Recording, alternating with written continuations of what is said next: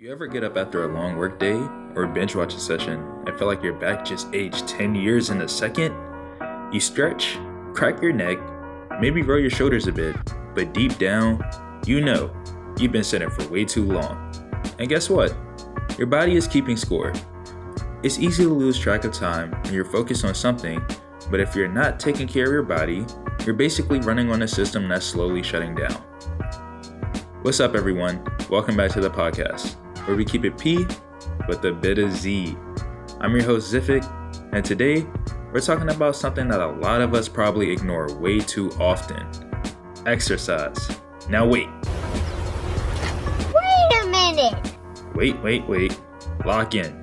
Before you hit pause and pretend you didn't hear that, stick with me. This isn't about forcing you into some extreme workout routine or telling you you need to go run a marathon.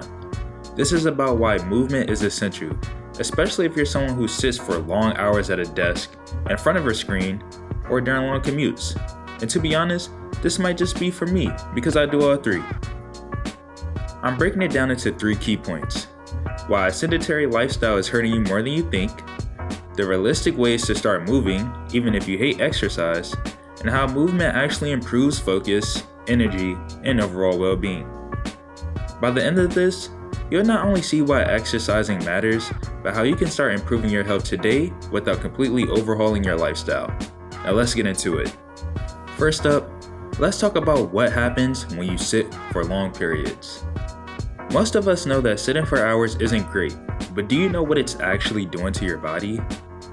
Long periods of sitting mean your spine is slouched, your shoulders are rolled forward, and your lower back is basically screaming at you. Over time, this leads to chronic pain, stiffness, and even headaches. Also, sitting for too long slows down your blood circulation, increasing the risk of blood clots, heart disease, or even diabetes. You might not feel it now, but you can make an effort to help your body never feel it, albeit some things uncontrollably. Lastly, when you're inactive, your metabolism slows down. You start to feel sluggish, you start to gain weight, and you even start losing mental sharpness. You ever feel like your brain just won't focus after a long stretch of sitting? Movements help wake it up. Now, I'm not saying you need to get up and do jumping jacks every 20 minutes, but small, intentional movements make a massive difference. Let's talk about how you can actually make that happen. Alright, let's be real. A lot of people don't work out because they think it's too time consuming, too boring, or just straight up exhausting, which I understand.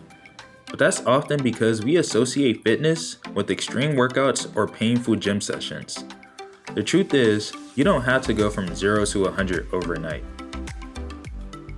Before you sit down to work, study, or relax, do 5 minutes of stretching, body weight squats, or even a short walk. It's simple, but it wakes your body up and improves circulation. Also, instead of scrolling on your phone during breaks, stand up, stretch, or move around the room. Myself, for instance, when I'm in an office and I've been in a meeting, very long meetings, especially back to back, I get up and go for a walk about 5 minutes in the office, and then I come back and I get back to work. How about this? Try making movement enjoyable by trying fitness apps, dance routines, or even sports to turn exercise into something fun rather than a chore. For gamers, try the push-up challenge. Every time you lose a game or die in an RPG, do some push-ups. And start small. They don't have to be 10, 20, 30 push-ups at one time. You can start your way 1 through 5 and work your way up from there. Find what works for you. You don't have to lift weights if you hate it. Try something that fits your lifestyle, maybe yoga, boxing, swimming, or even just walking more. The key is to start small and be consistent.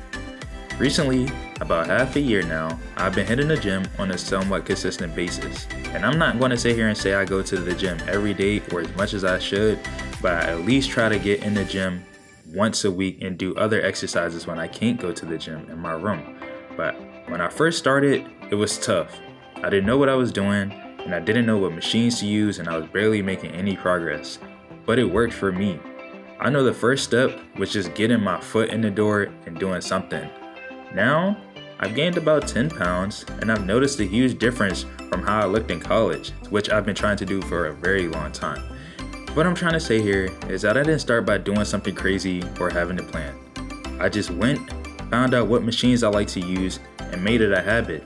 Now I know my favorite exercises to do, what's my favorite group of muscles to work on, and now I created a consistent routine for myself every time I go to the gym. But enough about myself, let's move on to the next topic. Now, here's something that most people don't realize. Being physically active can make you an actual better gamer. Yes, you heard that right. Physical exercise can make you a better gamer. Exercise boosts brain function, helping with reaction time, in-game awareness, and even decision making. Exercise reduces stress, increases confidence, and make you stay calm under pressure. And if you rage quit a lot, a good workout might actually help with that too. And last but not least, sports, weight training, or even stretching improves muscle control and reduce hand stiffness from long gaming sessions. And I know that's key. Alright, really good. The better you take care of your body, the better you'll perform in and out of game. It doesn't always have to be about weight training. My friend Lance is one of the most cracked fighting game players I ever met, and he be hitting some calisthenics. Mans do 100 push-ups, 100 sit-ups, and 100 squats, and then literally get on a game and just start wrecking shit. Like he sights someone from One Punch Man. I don't know, it's crazy. He has crazy tech, but y'all should look into that, and if it worked, let me know in the comment. Now to summarize, sitting all day is secretly hurting your body. Bad posture, poor circulation, and low energy are all creeping up on you. You don't need a crazy workout routine to start. Small movements, VR games, and in-game breaks can make a huge difference. What's really important is that you start. Once you start, everything will follow naturally.